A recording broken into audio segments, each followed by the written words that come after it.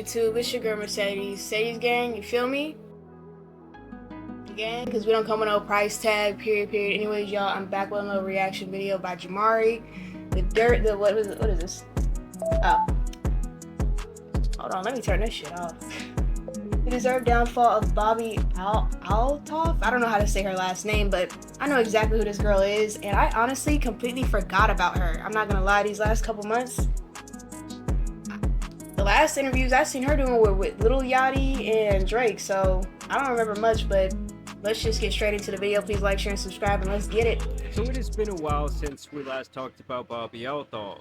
Bobbi obviously hit it big online with her parody of mommy blogger TikTok content. Yes, I did name my daughter Richard. I just always really loved the name Richard, and I wanted a boy, but I had a girl, and I decided to name her Richard anyway. There is nothing. Okay, that's crazy. Walking around with one of these. Everyone knows how it got there. I know what you did. So she was running it up over there, amassing a couple million followers, getting millions of plays per video, and making a couple of $100,000 per year. I was making around like $250 to $300 a year. Thousand. Yeah. From brand deals on TikTok. Wow. And 250 is great and all, but it's hard to come up with content with just me every day. $250,000 a year as an annual income is great and all. Yes. It is great. It is great. Yeah, that is great. This is where she claims that she parlayed that fame into her podcast fame. Hi guys, welcome to the Really Good Podcast. Oh, so this is how the podcast started. Now it makes From sense. episode 1, people suspected that she was an industry plant, mainly because she was immediately in bed with the 69 God, and was shortly after showing off Mark Cuban's disgusting Piggly Wigglies.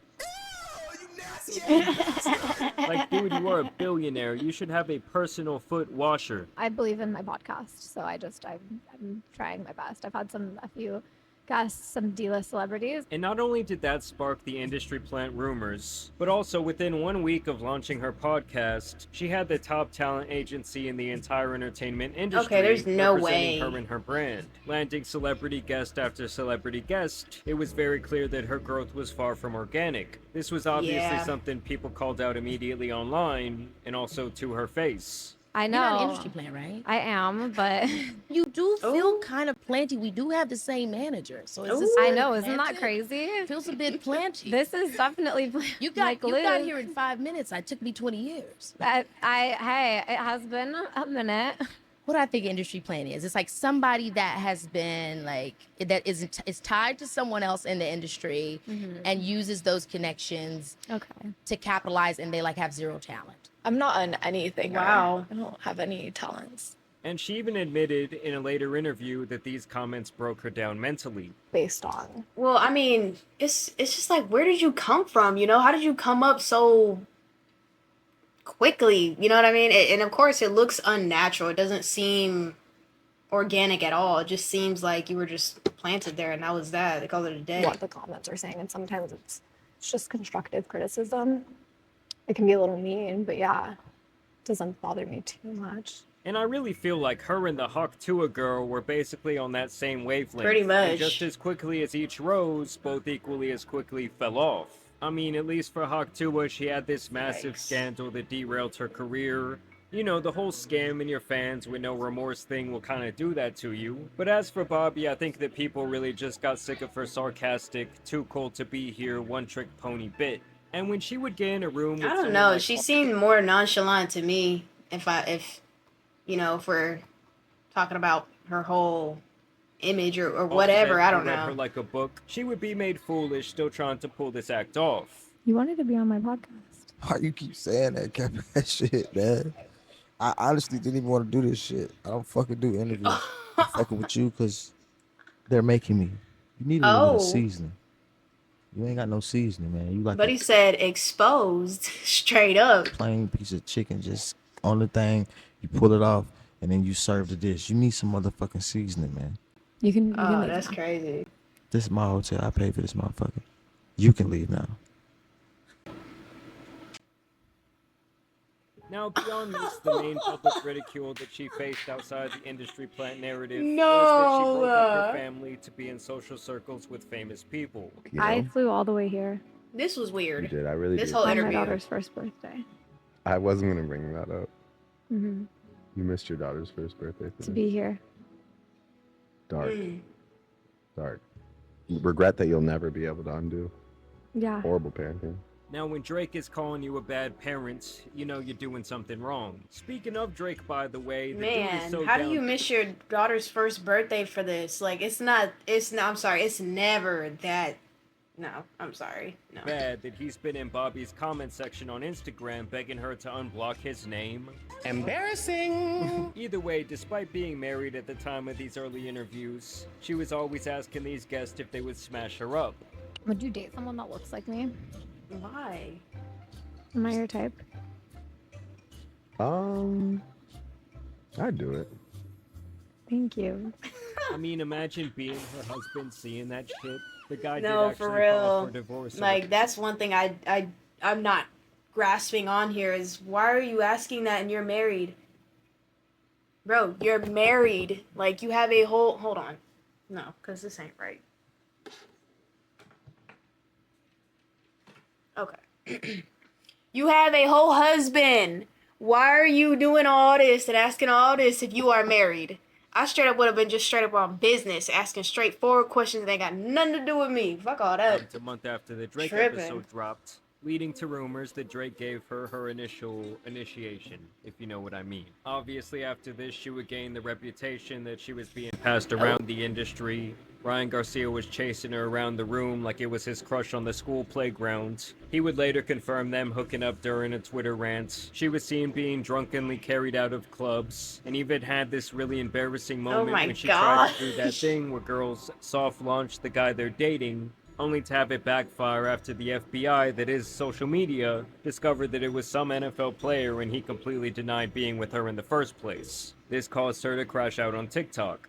Just like hard to imagine finding someone who is truly good for you. It's hard to imagine there's a world where there's like someone who's actually meant for you. Dating is just hard, you guys. Like, Well, now Bobbi has officially announced Of course that she dating will be is hard. Shit, that's why I'm her out the game. Fuck all podcast, that. which is surprising to me considering she was still getting decent guests and views in the hundreds of thousands occasionally. But obviously, when you compare this to her peak, where she was getting at least 1 million views per podcast and like these top-level guests, it had been looking pretty rough. I mean, no one really knew these people she was now interviewing, and when she was doing solo episodes, there were not many views at all.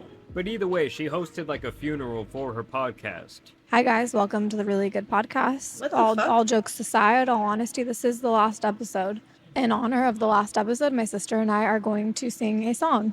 I heard there was a secret chord that David played and it pleased the Lord, but you don't really... Okay, I don't know how to even feel about this at this point. I'm just end the podcast, bro. Like, I don't get it. Is that a pineapple on her arm? What is that? I don't know what that is. care for music, do ya? And it goes like... Hear me good, nigga. I'm here to double down. That shit is a 2-pack of ass. Yeah, I totally have no idea why this podcast fell out of favor. Now, regardless of all of that, even up until last year, someone was funneling money into her career, trying to make her a thing, trying to get her some positive PR with Business Insider and other entities that are known to take money to do interviews or think pieces on celebrities. The Really Good Podcast. She was a great podcast. She got me this house, got me the car I drive, she got me a lot of stuff, and she was really great. I really did appreciate her for the time I had with her. And she brought me a lot of memories and a lot of great guests. I will miss doing this podcast, and I will miss the money this podcast brought me. Now, over time, it has been abundantly clear that from the start, this was all about money and fame to Bobbi, who straight up admitted that even when she was young, that was her main aspiration in life. Mentally decided that she made like at least $300 a year on her podcast alone, and I was like, that's what I need to do next. Like, I need a podcast. How'd you become an influencer or creator?